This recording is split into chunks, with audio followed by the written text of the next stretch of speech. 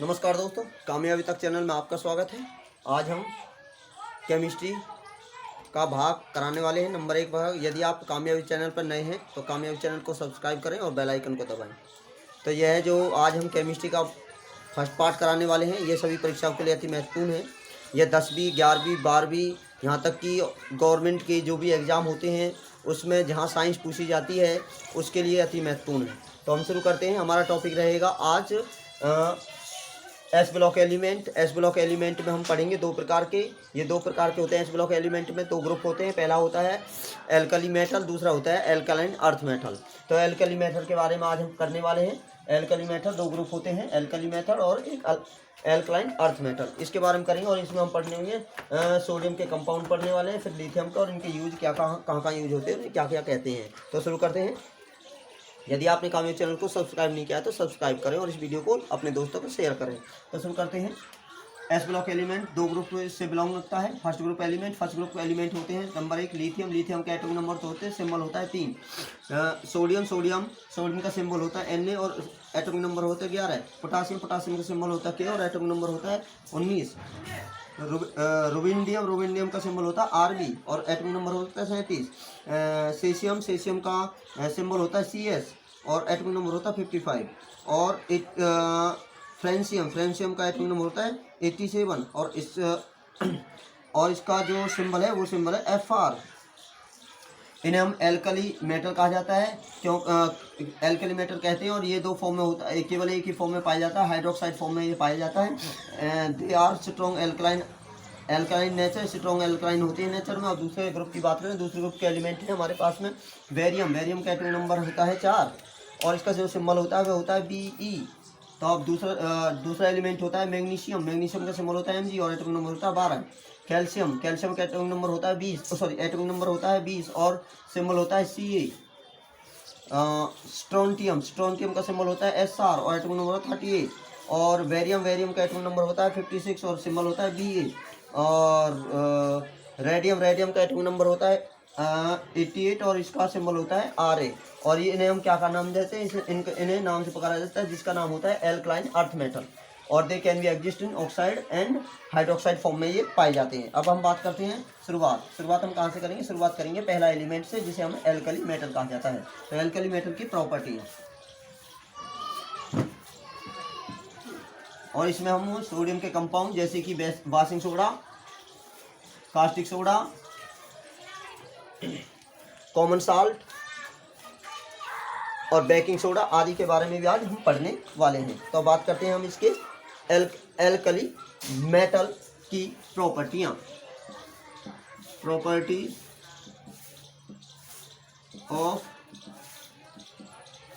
Alkali metal. तो property के बारे में बात करें, इसकी निम्नलिखित प्रॉपर्टी होती है। पहले होती है इलेक्ट्रॉनिक कॉन्फ़िगरेशन। इलेक्ट्रॉनिक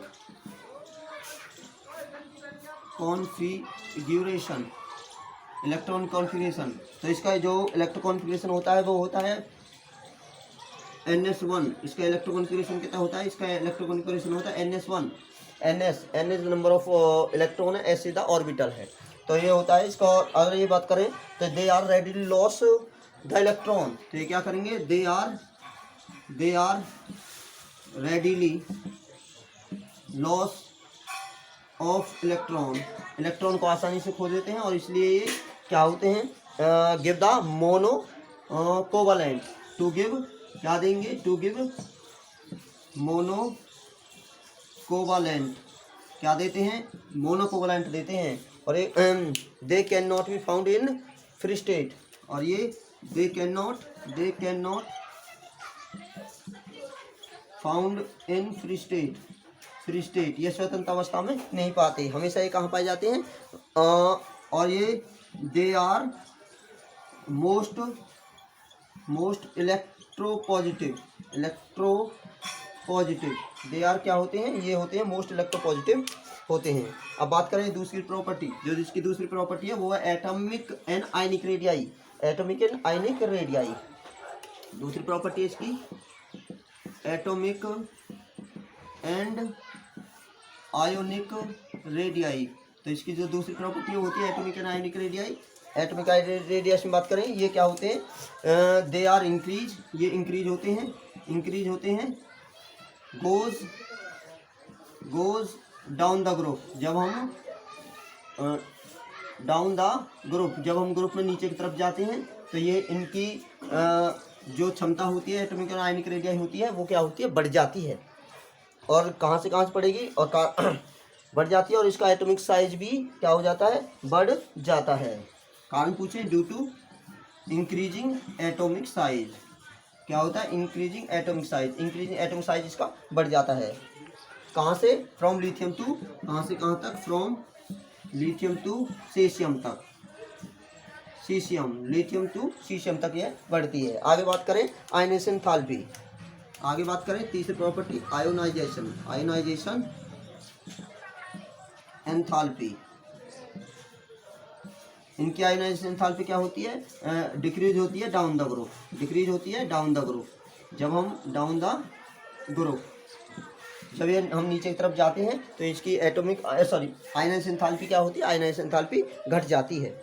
क्यों घट जाती है, कारण पूछे, due to increasing atomic size, क्यों हो जाता है, क्योंकि इनका एटॉमिक साइज क्या हो जाता है, बढ़ जाता है, इसलिए इनकी जो आयनाइजेशन एंथैल्पी होती है वो क्या हो जाती है, घट जाती है। आगे बात करें हाइड्रेशन एंथैल्पी, तीसरी प्रॉपर्टी इसकी हाइड्रेशन एंथैल्पी, तीसरी प्रॉपर्टी है इसकी हाइड्रेशन एंथैल्पी। तीसरी प्रॉपर्टी क्या है इसकी, तीसरी प्रॉपर्टी है हाइड्रेशन एंथैल्पी, इसकी तीसरी प्रॉपर्टी होती है हाइड्रेशन एंथैल्पी। इसकी हाइड्रेशन एंथैल्पी क्या होती है, डिक्रीज होती है, कब होती है, जब हम due to decrease, hydration decrease होती है जब एटॉमिक साइज क्या हो जाए, एटॉमिक साइज बढ़ जाता है, एटॉमिक साइज क्या हो जाता है, इसकी आयनाइजेशन एंथैल्पी, किसकी आयनाइजेशन एंथैल्पी, एल्कली मेटल की आयनाइजेशन एंथैल्पी घटती है जब एटॉमिक साइज बढ़ता है। आगे बात करें हाइड्रेशन एंथैल्पी, आगे बात करें इसकी आयनाइजेशन एंथैल्पी, ये तो हाइड्रेशन एंथैल्पी है। अब चौथी प्रॉपर्टी है हाइड्रेशन, चौथी प्रॉपर्टी है आयनाइजेशन एंथैल्पी। हाइड्रेशन तो होगी हमारे पास, आयोनाइजेशन एंथैल्पी, आयनाइजेशन एंथैल्पी क्या होती है, आयनाइजेशन एंथैल्पी डिक्रीज होती है, कब डिक्रीज होती है, जब न्यूक्लियर चार्ज बढ़ता है, तो आयनाइजेशन एंथैल्पी क्या होगी, डिक्रीज होगी, कब होगी, व्हेन न्यूक्लियर चार्ज इंक्रीज होगा, जब न्यूक्लियर चार्ज क्या होगा, बढ़ेगा। जब आयनाइजेशन एंथैल्पी क्या होती है, एल्कली अर्थ मेटल की घटती है, कब, जब न्यूक्लियर चार्ज बढ़ता है। तो आगे बात करें हम, अब इसकी प्रॉपर्टी के बारे में बात कर लेते हैं, प्रॉपर्टीज ऑफ एल्कली मेटल। देखो मैं आपको मेटल पूर्ण डिटेल में करा रहा हूँ, आपको पूर्ण डिटेल में कराना चाहता हूँ कि आपको यहाँ तक कि कहीं भी केमिस्ट्री पूछी जाए, एक भी क्वेश्चन अगर अलग आ जाए तो मुझे बता देना। प्रॉपर्टी ऑफ एल्कली मेटल, क्या होगा, सिल्वरी वाइट होती है, कैसे होती है, सिल्वरी वाइट होता है, सॉफ्ट एंड लाइट होता है, कैसा होता है, सॉफ्ट होते हैं एंड लाइट होते हैं और हल्के होते हैं, सॉफ्ट होते हैं, हल्के होते हैं। और क्यों होते हैं, ड्यू टू द, कारण पूछे, सॉफ्ट और लाइट होते हैं तो कारण पूछे क्यों होते हैं, due to the large size and low density, due to the large size कैसा होता है, लार्ज साइज होता है, ज़्यादा साइज होता है एंड लो डेंसिटी होती है, इसलिए लो डेंसिटी, इसलिए ये सिल्वरी वाइट होंगे और सॉफ्ट होते हैं।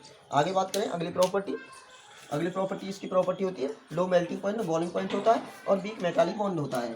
क्या होता है, लो मेल्टिंग पॉइंट होगा इसका, low melting points and boiling points, इसका मेल्टिंग पॉइंट और बॉइलिंग पॉइंट्स क्या होता है, कम होता है। और अगर बात करें वीक मेटालिक बॉन्डिंग होती है, इनमें क्या होती है, वीक मेटालिक बॉन्डिंग होती है, इनमें मेटालिक बॉन्डिंग होती है। और क्यों होती है, कारण पूछे, due to the presence of single valence electron, due to the presence of single valence electron. Electron क्या होता है, सिंगल वैलेंस होता है, इसलिए इसकी हाई लो मेल्टिंग बॉन्ड होता है, वीक मेटालिक बॉन्ड होता है। इसकी प्रॉपर्टी बात बात सिल्वर वाइट होते हैं, सॉफ्ट होते हैं, लाइट होते हैं। क्यों होते हैं, क्योंकि इनमें लार्ज साइज होता है, लो डेंसिटी होती है। आगे लो मेल्टिंग पॉइंट और बॉइलिंग पॉइंट होता है, वीक मेटालिक बॉन्ड होता है, ड्यू टू किसके कारण, प्रेजेंस ऑफ सिंगल वैलेंस के कारण होता है। आगे बात करें, they give the colours, important है, मैंने देखा है कई बार इस टेबल से प्रश्न आया हुआ है। ये टेबल इंपॉर्टेंट है भाई, टेबल आपके लिए बहुत ही महत्वपूर्ण इंपॉर्टेंट है, मोस्ट इम्पोर्टेंट। तो टेबल बना लेते हैं, यहाँ पे बना लेते हैं एलिमेंट, यहाँ पे एलिमेंट है, यहाँ पे बना लेते हैं कलर, कैसा कलर देगा एलिमेंट। तो सबसे पहले लिथियम, लिथियम कैसा कलर देता है, लिथियम देता है आपके पास क्रिम्सन रेड, कैसा देगा, क्रिम्सन रेड देता है, क्रिम्सन रेड देता है कौन, लिथियम। आगे बात करें, सोडियम येलो देता है, सोडियम कैसे देता है, येलो देता है, सोडियम कैसे देता है, येलो देता है। और ये कैसे, हमेशा ध्यान रखना, फ्लेम के साथ देते हैं, फ्लेम के साथ देते हैं हमेशा ये। तो लिथियम कैसा देगा, क्रिम्सन रेड देगा। सोडियम कैसे देता है, रेड देता है। पोटासियम कैसे देता है, पोटासियम कैसे देता है, वॉयलेट देता है, वॉयलेट। पोटासियम कैसे देता है, वॉयलेट देता है। और रुबेंडियम कैसे देता है, रेड वॉयलेट देता है। रुबेंडियम कैसे देता है, रुबेंडियम देता है रेड वॉयलेट, कैसे देता है, रेड वॉयलेट देता है, जब फ्लेम के साथ इसे जलाया जाता है, रेड वॉयलेट देता है। और इस प्रकार सीशियम कैसे देता है, सीशियम देता है ब्लू, सीशियम कैसे देता है, ब्लू। तो आपके जो परीक्षा के लिए इंपॉर्टेंट, ये महत्वपूर्ण है, ये पूछे जाते हैं। पोटासियम फ्लेम के साथ क्या देता है, पोटासियम फ्लेम के साथ अगर लिथियम पूछे तो लिथियम देता है, क्रिम्सन रेड देता है। सोडियम पूछे तो येलो देता है, पोटासियम पूछे तो वॉयलेट देता है, रुबेनियम पूछे तो रेड वॉयलेट देता है, और सीशियम पूछे तो ब्लू कलर देता है। आगे बात करें इसकी केमिकल प्रॉपर्टियाँ। अब हम बात करते हैं केमिकल प्रॉपर्टी। देखो, हमारे पास टेक्नोलॉजी की कमी है, लेकिन क्वालिटी की कमी नहीं होगी। क्वालिटी जो कंटेंट है, इतना ज़बरदस्त कंटेंट होगा। आप हमारी वीडियो के दूसरे इंस्टीट्यूटों से कंपेयर करके देखना कि कितना ज़बरदस्त डाटा है। अब केमिकल प्रॉपर्टी, हम बात करें chemical property. Chemical property, chemical property के बारे में बात करें तो पहली प्रॉपर्टी होती है, पहली प्रॉपर्टी क्या होती है इसकी, केमिकल प्रॉपर्टी। जब इसे ऑक्सीजन के साथ अभिक्रिया करते हैं तो पहली प्रॉपर्टी होती है reaction with oxygen, reaction with oxygen. Oxygen के साथ अभिक्रिया करते हैं तो क्या क्या बनाता है, ऑक्सीजन के साथ अभिक्रिया करें, यदि लिथियम ऑक्सीजन के साथ अभिक्रिया करता है तो ऑक्साइड बनाता है, क्या बनाते हैं, ऑक्साइड बनाता है। यदि सोडियम ऑक्सीजन के साथ अभिक्रिया करे तो परऑक्साइड बनाता है, परऑक्साइड बनाता है। ध्यान रखना आप, इंपोर्टेंट है परऑक्साइड। यदि अदर इसके अलावा छोड़कर अदर मेटल्स, कौन कौन सी मेटल, जैसे कि एम बोले तो पोटासियम, रुबेंडियम और सीशियम और फ्रेस्टियम, ये तीनों अगर किसके साथ करें, ऑक्सीजन के साथ करें तो ये क्या बनाते हैं, ये सुपर ऑक्साइड बनाते हैं।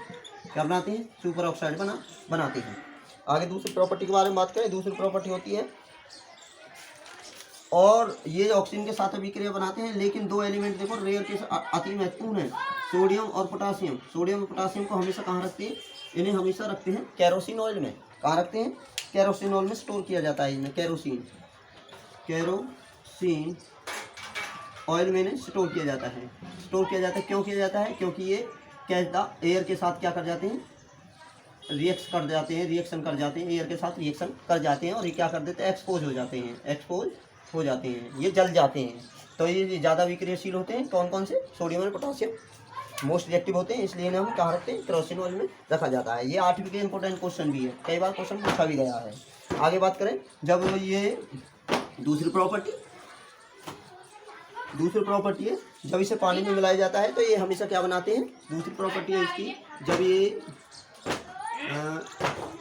ये किसके साथ अभिक्रिया करते हैं, रिएक्शन विद, ये वाटर के साथ अभिक्रिया करें तो हमेशा क्या देते हैं, ये हमेशा देते हैं हाइड्रोजन ऑक्साइड या हाइड्रोक्साइड। क्या देंगे, हाइड्रोक्साइड देते हैं, हमेशा क्या देते हैं, हाइड्रोक्साइड दिया जाता है। अगर हम बात करें डाई हाइड्रोजन के साथ अभिक्रिया करेंगे, तीसरी प्रॉपर्टी, जब ये किसके साथ करें, देखो मैं सिंबल बनाता जा रहा हूँ मेटल का, ये यदि किसके साथ रिएक्ट करें, ये रिएक्ट करें यदि डाईहाइड्रोजन के साथ, किसके साथ, डाईहाइड्रोजन के साथ अभिक्रिया करते हैं तो हमेशा क्या देते हैं, हाइड्रीन देते हैं। क्या देते हैं, हमेशा हाइड्रीन, हाइड्राइड दे जाता है, हाइड्राइड डी नहीं, हाइड्राइड दिया जाता है। अगर बात करें यदि हेलोजन के साथ करें तो आयनिक हैलाइड देते हैं। यदि किसके साथ करें, हेलोजन के साथ, हेलोजन एक्स फूफा क्लोरीन बुआ आयोडीन, ध्यान से समझिए, फूफा क्लोरीन बुआ आयोडीन, इसके साथ अभिक्रिया करते हैं तो हमेशा क्या देते हैं, इसके साथ अभिक्रिया करते हैं तो ये आयनिक हैलाइड देते हैं। क्या देते हैं, आयनिक हैलाइड, आयनिक हैलाइड देते हैं। और आगे ये अगली प्रॉपर्टी चौथी, रिड्यूसिंग एजेंट, ये क्या होते हैं, स्ट्रॉन्ग रिड्यूसिंग एजेंट होते हैं। क्या होते हैं, स्ट्रॉन्ग रिड्यूसिंग एजेंट,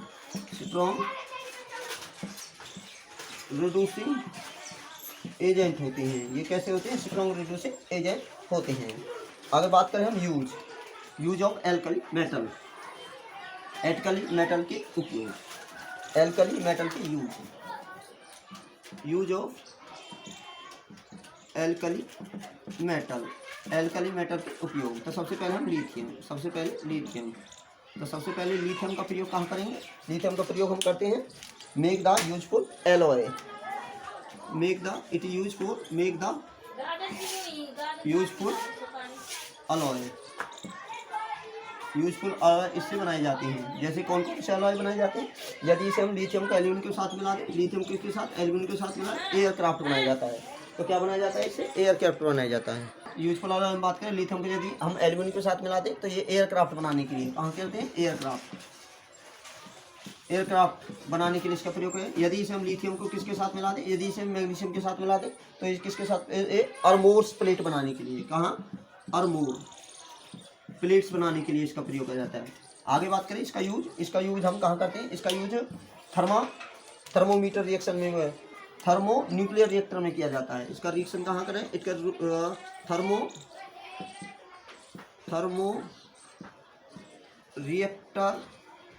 रिएक्शन में इसका प्रयोग किया जाता है।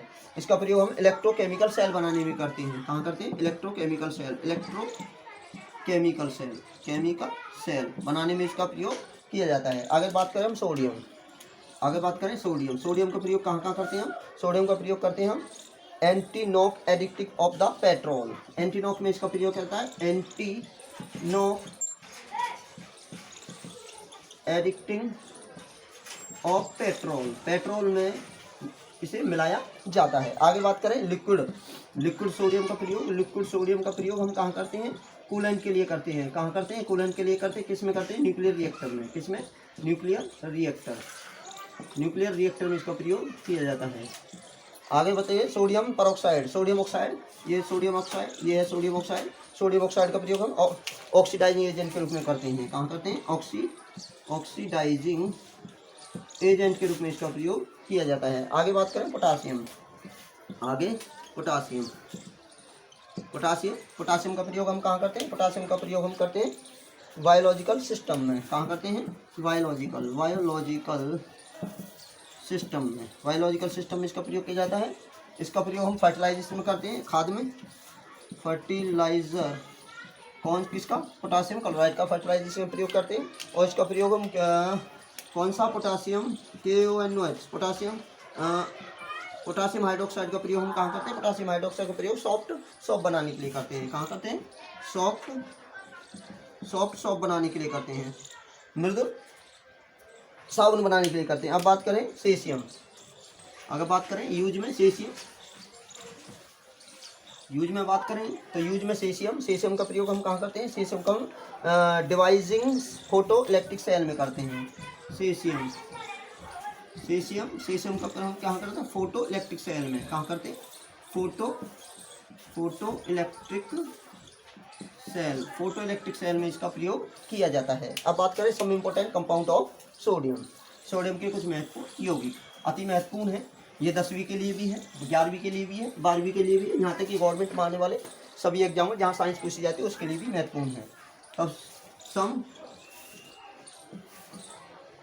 इम्पोर्टेंट कंपाउंड ऑफ सोडियम के कुछ महत्वपूर्ण यौगिक।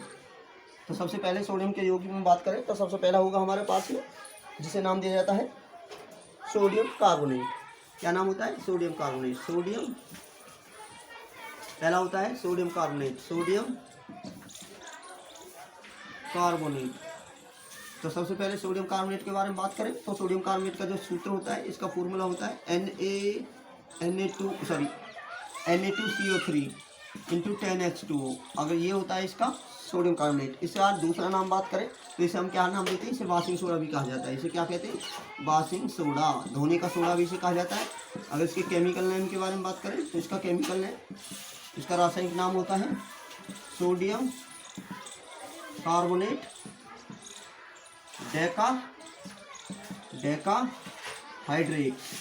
सोडियम कार्बोनेट डेकाहाइड्रेट इसका केमिकल नाम। अब पूछे कि इसे किस मेथड से बनाया जाता है, तो मेथड पूछे तो ये मेथड बनाया जाता है सोलवे मेथड से। किससे? सोलवे मेथड से ये बनाया जाता है। सोलवे मेथड से कैसे बनाया जाता है? जब अमोनिया, सोलवे मेथड अमोनियम पानी मिला देते हैं। अमोनियम क्या मिला देते हैं? पानी मिला दिया जाता है। कार्बन डाइऑक्साइड मिला दी जाती है तो क्या बन जाता है? ये बन जाता है अमोनियम कार्बोनेट। क्या बन जाता है? Ammonium carbonate. क्या बन जाता है? Ammonium carbonate. अमोनियम कार्बोनेट बन जाता है जब अमोनियम कार्बोनेट में पानी और अमोनियम कार्बोनेट में क्या मिलाता है? पहली प्रोसेस ये, जब अमोनियम कार्बोनेट जब अमोनियम कार्बोनेट में जब पानी मिला देते हैं और क्या मिला देते हैं? कार्बन डाइऑक्साइड, फिर दोबारा कार्बन डाइऑक्साइड मिला दी जाती है तो क्या बन जाता है? Ammonium bicarbonate. क्या बन जाता है? Ammonium bicarbonate. क्या बन जाता है? अमोनियम बाइकार्बोनेट बन जाता है। क्या बन जाता है? NH4 अमोनियम बाइकार्बोनेट इससे बन जाता है। अमोनियम बाइकार्बोनेट में हम क्या मिलाते हैं? अगली स्टेप, जब हम अमोनियम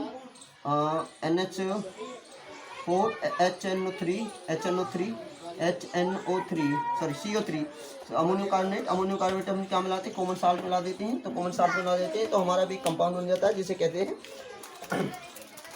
अमोनियम क्लोराइड और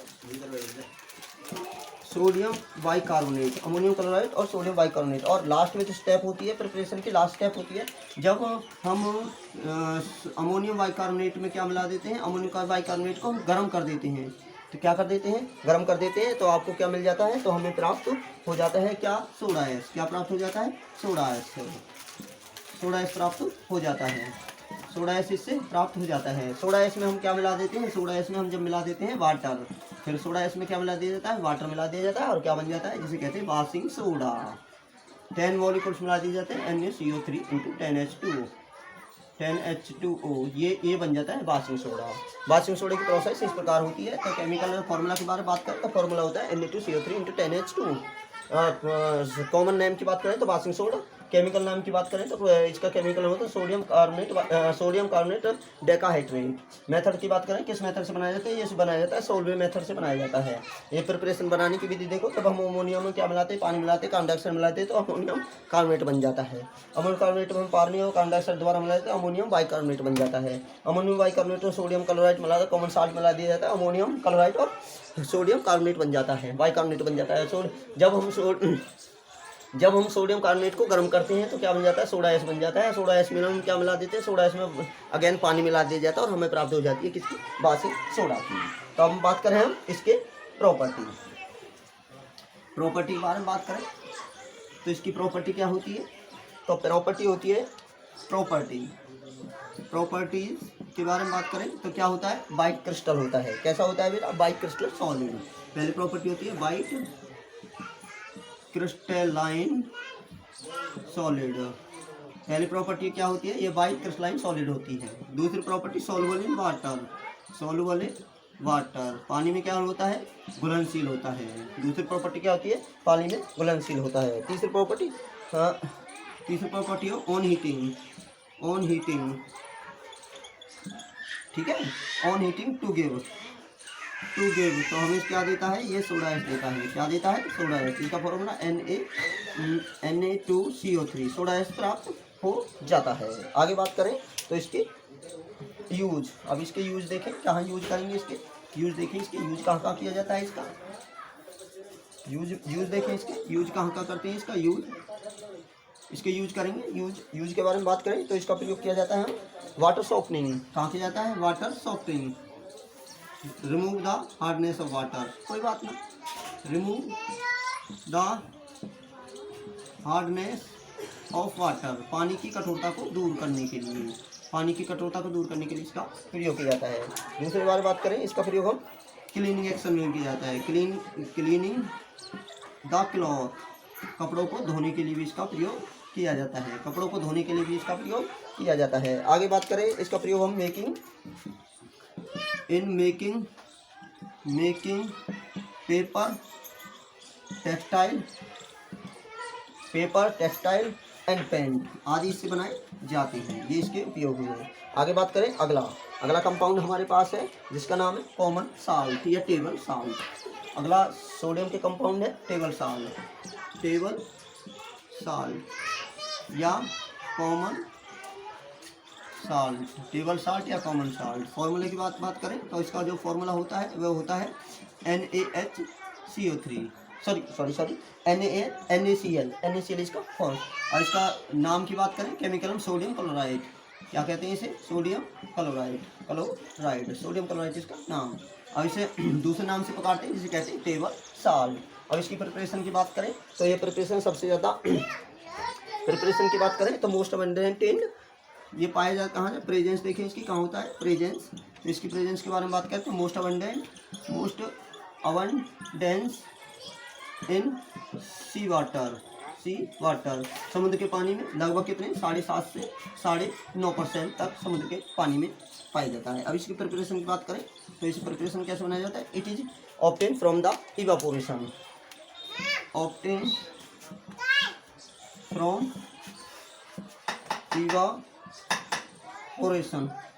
इसे हम इवापोरेशन से प्राप्त करते हैं। अबाउट भारत में 50 लाख टन जो साल्ट होता है वो कहाँ किस विधि से प्राप्त किया जाता है, वो इवापोरेशन से प्राप्त किया जाता है। आगे बात करें इसकी प्रॉपर्टी के बारे में। इसकी प्रॉपर्टी के बारे में बात करें तो इसमें एक और आपको ध्यान रखना होगा, जब हम सोडियम क्लोराइड में क्या मिला दें, वाटर मिला दें, तो उस घोल को क्या नाम देते हैं, उस सॉल्यूशन को नाम दिया जाता है, उस सॉल्यूशन को नाम देते हैं वेरिन सॉल्यूशन। क्या कहते हैं, वेरिन सॉल्यूशन कहा जाता है। जब वेरिन सॉल्यूशन में क्या हो, वेरिन सॉल्यूशन में इम्प्योरिटियाँ होती हैं, अशुद्धियाँ होती हैं, इम्प्योरिटीज इसमें अशुद्धियाँ पाई जाती हैं, तो उसे नाम दिया जाता है, उसे नाम देते हैं हम जिसका नाम है डाइल्यूक्विसेंट। क्या कहते हैं, डाइल्यूक्विसेंट कहा जाता है। प्रेजेंस ऑफ मॉइस्चर, प्रेजेंस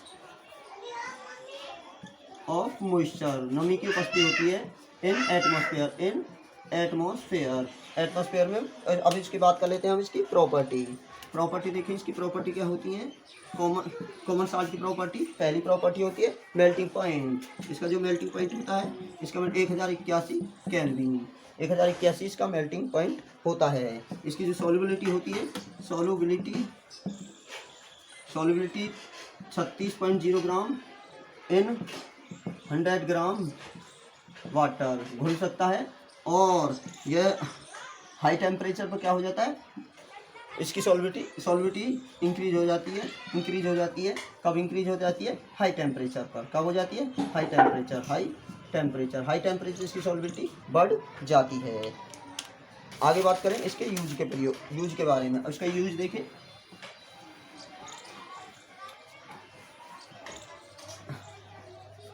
इसके यूज के बारे में बात करें तो इसका प्रयोग हम डोमेस्टिक पर्पज, यूज देखें तो इसका यूज होता है, इसका प्रयोग हम डोमेस्टिक पर्पज, घरेलू उपयोग में इसका प्रयोग किया जाता है। इसका प्रयोग हम सोडियम परऑक्साइड बनाने के लिए इसे प्रयोग करते हैं। सोडियम परऑक्साइड बनाने के लिए इसका प्रयोग हम कहाँ करते हैं, इसका प्रयोग कास्टिक सोडा बनाने के लिए इसका प्रयोग करते हैं। इसका प्रयोग हम एक जगह करते हैं सोडा ऐश बनाने के लिए। इसके उपयोग क्या है, सोडियम परऑक्साइड बनाने के लिए, इसको कास्टिक सोडा बनाने के लिए, सोडियम हाइड्रोक्साइड और सोडा ऐश बनाने के लिए इसका प्रयोग किया जाता है। अगला कंपाउंड है कास्टिक सोडा। अगला कंपाउंड क्या है, कास्टिक सोडा।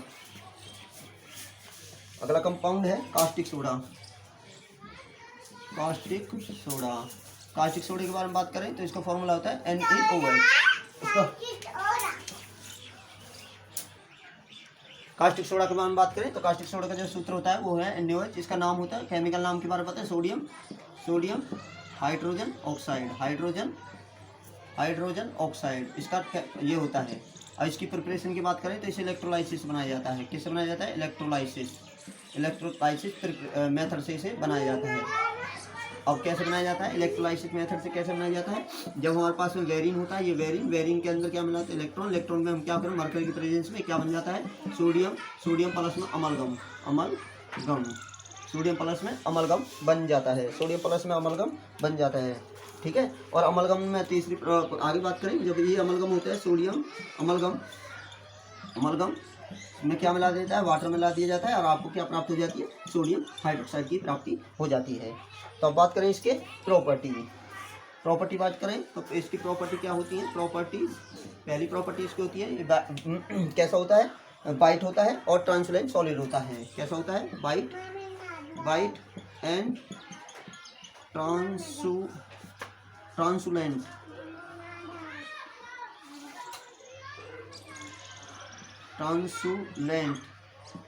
सॉलिड होता है। वाइट होता है, ट्रांसलेंट सॉलिड होता है और सॉल्युबल इन वाटर पानी में घुलनशील होता है। इसकी प्रॉपर्टी पढ़ रहे हैं हम, पानी में घुलनशील होता है। जब इसे हम किसके साथ मिला दिया जाता है? जब इस सोडियम हाइड्रोक्साइड को कार्बन डाइऑक्साइड गैस के साथ मिला दिया जाता है। किसके साथ? कार्बन डाइऑक्साइड गैस के साथ मिला दिया जाता है। तो ये क्या देता है? क्या देता है? सोडा एस देता है। क्या देता है? सोडा एस दे देता है। अब इसके यूज के बारे में बात करें, इसके यूज के बारे में बात की जाए तो इसका प्रयोग किया जाता है प्योरिफिकेशन ऑफ ऑक्साइड में। यूज के बारे में बात करें तो इसका प्रयोग करते हैं प्योरिफिकेशन ऑफ बॉक्साइड के शुद्धिकरण में इसका प्रयोग किया जाता है। आगे बात करें, इसका प्रयोग हम करते हैं टेक्सटाइल इंडस्ट्रीज कपड़े वाले उद्योग में इसका प्रयोग करें। आगे बात करें तो इसका प्रयोग हम करते हैं रिफाइनिंग ऑफ पेट्रोलियम। कहाँ करते हैं? रिफाइनिंग ऑफ पेट्रोलियम में करते हैं। आगे बात करें it is use to making इसका प्रयोग हम प्योर ऑयल एंड फैट बनाने के लिए इसका प्रयोग किया जाता है। अब हम बात करें, लास्ट टॉपिक आज हमारा बेकिंग सोडा। अब लास्ट टॉपिक हमारे पास में बेकिंग सोडा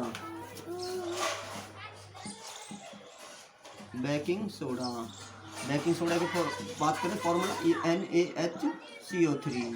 नाम के बारे में बात करें, सोडियम बाइकार्बोनेट या सोडियम हाइड्रोजन कार्बोनेट। अब बनाया कैसे जाता है? बनाने की विधि देके तो इसे सोलवे मेथड से बनाया जाता है। किससे बनाया जाता है? सोलवे मेथड से इसे बनाया जाता है।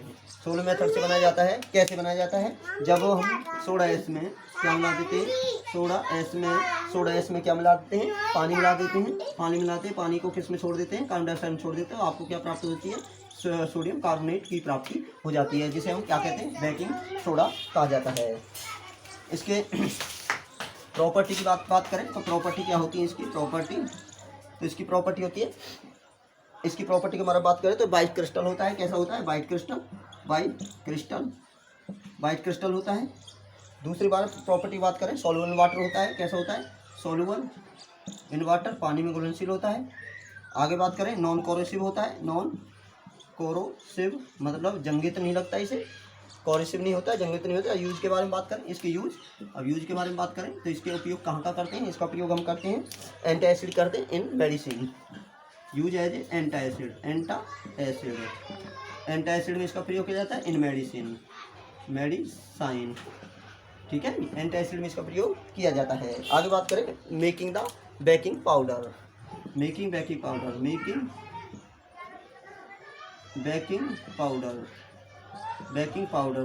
बनाने में इसका प्रयोग किया जाता है। आगे बात करें, इसका प्रयोग हम फायर एक्सटिंग्विशर अग्निशमक में किया जाता है। फायर एक्सटिंग्विशर में क्या? सोडियम बाइकार्बोनेट के साथ क्या? सल्फ्यूरिक एसिड मिला दिया जाता है और ये इसमें प्रयोग किया जाता है। एक और इसका प्रयोग है, इसका प्रयोग हम एंटीसेप्टिक फॉर स्किन, इसका प्रयोग हम कहाँ करते हैं, एक जगह करते हैं एंटीसेप्टिक फॉर स्किन, स्किन के लिए एंटीसेप्टिक। आगे हमारा जो टॉपिक रहेगा हम आगे पढ़ेंगे alkali earth metal, alkaline earth metal. कल हम पढ़ने वाले हैं एल्कलाइन अर्थ मेटल, मेटल के जो भी कंपाउंड होंगे उन्हें हम कल कराने वाले हैं। यदि ये वीडियो आपको अच्छी लगी हो तो इस वीडियो को शेयर करें, लाइक करें, कमेंट करें। यदि आप कामयाबी चैनल पर नए हैं तो सब्सक्राइब करें और बेल आइकन को दबाएं। मैं आपको पूर्ण डिटेल में करा रहा हूँ। ये देखो यहाँ पर 11th की एक यूनिट भी होती है, ये S block element 11th class के लिए भी इंपॉर्टेंट है। यहाँ तक कि 10 के लिए जब सोडियम के कंपाउंड पढ़ते हैं 10वीं क्लास के लिए भी महत्वपूर्ण है। हमने बायो की भी 2 सीरीज घेरी गई हैं। पहला बायो के 2 पार्ट हमारे आ चुके हैं, किस किस के पार्ट हो चुके हैं, डाइजेस्टिव सिस्टम का आ चुका है और दूसरा हमारा ह्यूमन ब्रेन का आ चुका है। और तीसरा हम जो भाग करा है वो हमने एस ब्लॉक किया है, जिसमें सोडियम के कंपाउंड पढ़े हैं, एस ब्लॉक एलिमेंट क्या होता है, इसकी क्या प्रॉपर्टी होती है, ये सभी हमने इसमें पढ़ा है। और बाकी हमारी वीडियो साइंस के अन्य भी हैं, जैसे एसिड बेस भी क्या होता है इसके बारे में हमने उसमें बताया हुआ है। कल हम इसको कंटिन्यू करते हैं। यदि ये वीडियो आपको अच्छी लगी हो तो इस वीडियो को लाइक करें, शेयर करें, कमेंट करें और यदि आप कामयाबी चैनल पर नए हैं तो सब्सक्राइब करें।